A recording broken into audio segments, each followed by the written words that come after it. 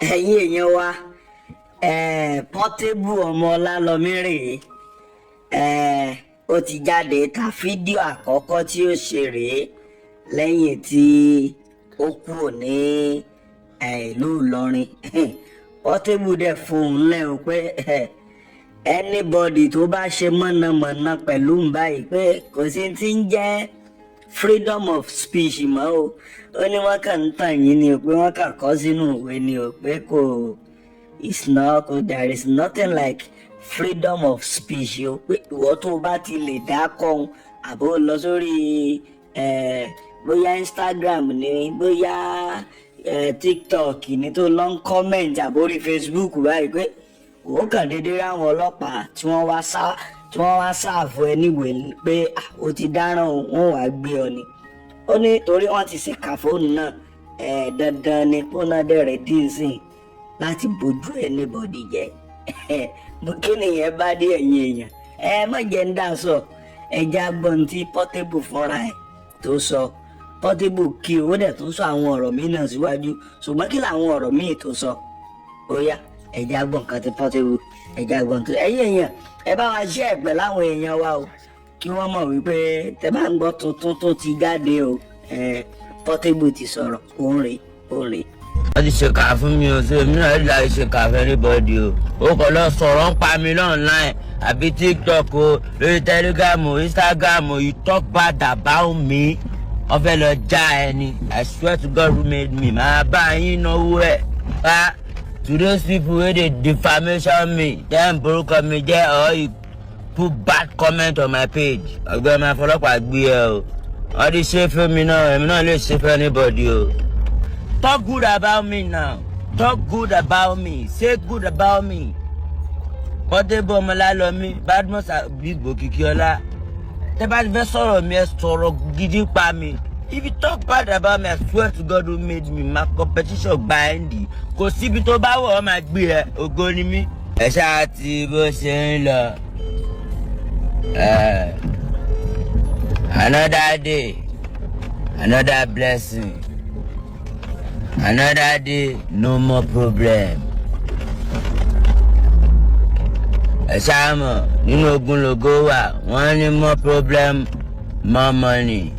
Ó yá, àtúwá change ẹ̀, another problem. Ó yá, God solve my problem. Another day, another blessing. God help me solve my problem. Call God, forget Adam and Eva. They fuck up. Call God first. Tọ́lọ́run bá ti dá ẹ lóhùn. Call God.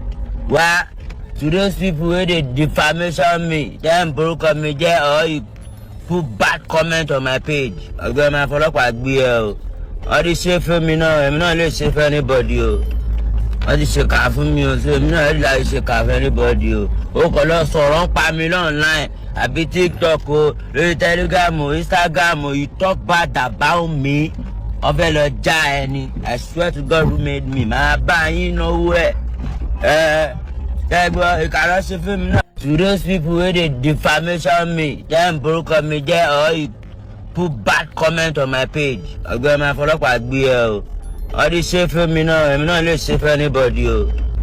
Wọ́n ti ṣèkà fún mi o ṣe èmi náà lè láì ṣèkà fún anybody o. ó kàn lọ sọ̀rọ̀ ń pa mi online àbí TikTok o lórí Telegram o Instagram o you talk bad about me wọ́n fẹ́ lọ já ẹni I swear to God who made me máa bá yín náwó ẹ̀ ṣẹ́gbọ́ ìkàrọ̀ ṣe fún mi náà máa ṣe fún anybody. Don't talk good about me now. Talk good about me. Say good about me. Portable ọmọ Ọlálọmí, Badmus Bigbo Kikiola.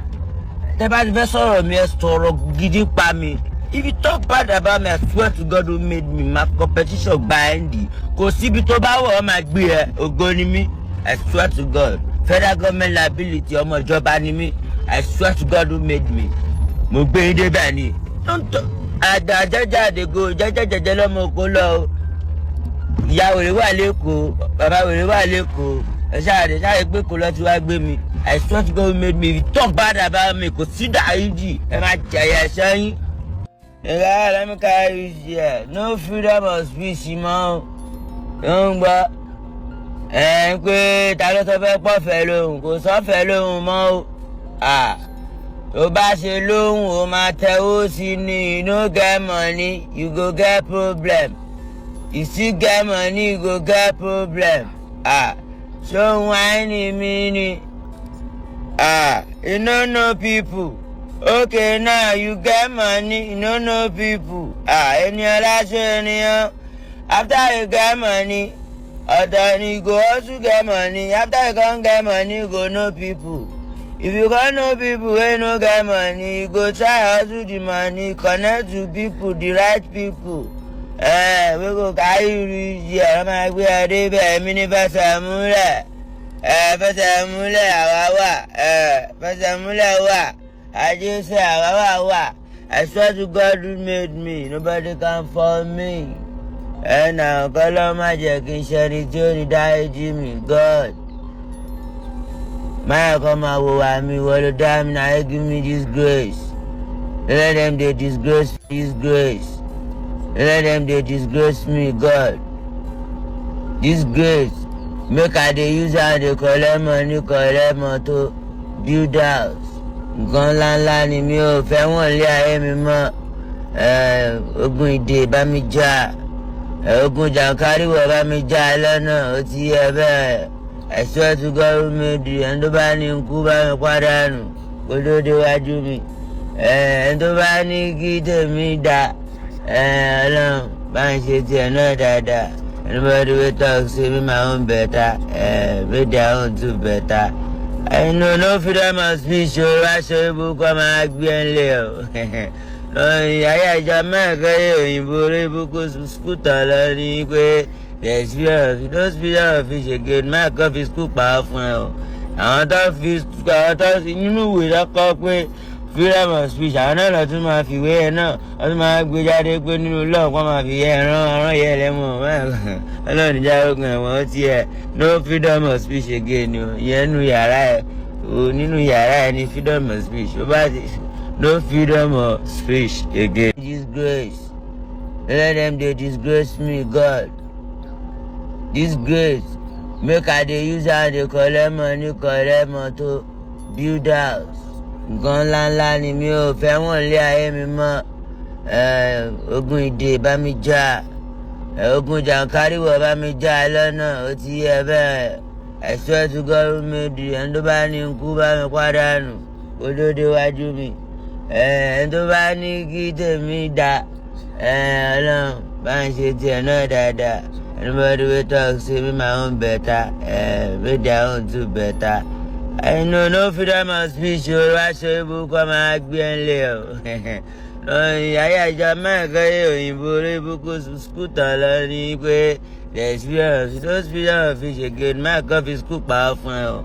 Àwọn tó nínú ìwé lọ́kọ́ pé freedom of speech àwọn náà lọ tún máa fìwé ẹ náà wọ́n tún máa gbé jáde pé nínú lọ́ọ̀ kọ́ máa fi yẹ ẹran yẹ lẹ́mọ̀ ọlọ́run níjà ogun ẹ̀wọ̀n ó tiẹ̀ no freedom of speech again o ìyẹn nínú yàrá ẹ o nínú yàrá ẹ ní freedom of speech ó bá ti no freedom of speech again.